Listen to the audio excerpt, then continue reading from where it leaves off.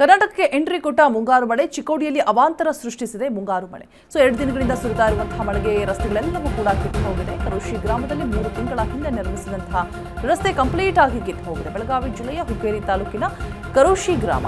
ಮಳೆಯಿಂದಾಗಿ ರಸ್ತೆಯ ತುಂಬೆಲ್ಲ ಬೈದು ಹೋಗಿದೆ. ನೀರು, ತಗ್ಗು ಗುಂಡಿಗಳು ಕೂಡ, ಕಲ್ಲು ಗಣಿಗಾರಿಕೆಯ ಬೃಹತ್ ವಾಹನಗಳಿಂದ ಹಾಳಾಗಿರುವಂತಹ ರಸ್ತೆಗಳು. ವಾಹನ ಸವಾರರು ಪರದಾಟವನ್ನು ನಡೆಸ್ತಾ ಇದ್ದಾರೆ. ಆ ಹಾಳಾದ ರಸ್ತೆಯಲ್ಲೇ ಓಡಾಡಬೇಕು, ದುರಸ್ತಿ ಮಾಡುವಂತೆ ಸ್ಥಳೀಯರು ಆಗ್ರಹಿಸಿದ್ರು ಕೂಡ ಯಾರು ಗಮನ ಹರಿಸ್ತಾ ಇಲ್ಲ. ಈ ಕಡೆ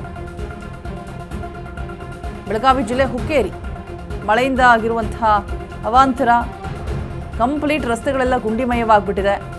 ಕಲ್ಲು ಗಣಿಗಾರಿಕೆಯ ಬೃಹತ್ ವಾಹನಗಳಿಂದ ಹಾಳಾಗಿರುವಂತಹ ರಸ್ತೆ ಇದು ಅಂತ ಹೇಳ್ತಾ ಇದ್ದಾರೆ ಅಲ್ಲಿನ ಗ್ರಾಮಸ್ಥರು. ಆಗ್ರಹಿಸ್ತಾ ಇದ್ದಾರೆ, ಸರಿ ಮಾಡ್ಕೊಡಿ ಅಂತ ಹೇಳ್ಬಿಟ್ಟು ಯಾರು ಕೂಡ ಆ ಕಡೆ ಗಮನ ಹರಿಸ್ತಾ ಇಲ್ಲ. ಹಾಳಾದ ರಸ್ತೆಗಳಿಂದ ವಾಹನ ಸವಾರರು ಪರದಾಟವನ್ನು ನಡೆಸ್ತಾ ಇದ್ದಾರೆ. ರಸ್ತೆ ದುರಸ್ತಿ ಮಾಡುವಂತೆ ಆಗ್ರಹಿಸಿದ್ರು ಕೂಡ ಡೋಂಟ್ ಕೇರ್. ಯಾರು ಕೂಡ ಸಂಬಂಧಪಟ್ಟಂತಹ ಅಧಿಕಾರಿಗಳಾಗಿರ್ಬೋದು ಅಲ್ಲಿಗೆ ಬಂದು ಪರಿಶೀಲನೆ ಮಾಡಬೇಕು, ಏನು ಸಮಸ್ಯೆ ಆಗಿದೆ ನೋಡಬೇಕು. ಕರ್ನಾಟಕಕ್ಕೆ ಎಂಟ್ರಿ ಕೊಟ್ಟಂತಹ ಮುಂಗಾರು ಮಳೆಯಿಂದಾಗಿ ಆಗಿರುವಂತಹ ಅವಾಂತರ ಚಿಕ್ಕೋಡಿಯಲ್ಲಿ 2 ದಿನಗಳಿಂದ ಸುರಿತಾ ಇರುವಂತಹ ಭಾರೀ ಮಳೆ ಕಂಪ್ಲೀಟ್ ಆಗಿ ನೋಡ್ತಾ ಇರ್ಬೋದು. ನದಿಯಂತಾಗೋಗ್ಬಿಟ್ಟಿದೆ ರೋಡ್ಗಳೆಲ್ಲವೂ ಕೂಡ. ಅದರಲ್ಲೇ ವಾಹನ ಚಲಾಯಿಸ್ತಾ ಇದ್ದಾರೆ ನೋಡಿ. ಅದರಲ್ಲಿ ಎಲ್ಲಿ ಗೊತ್ತಾಗುತ್ತೆ, ರಸ್ತೆನೇ ಕಾಣಿಸ್ತಾ ಇಲ್ಲ.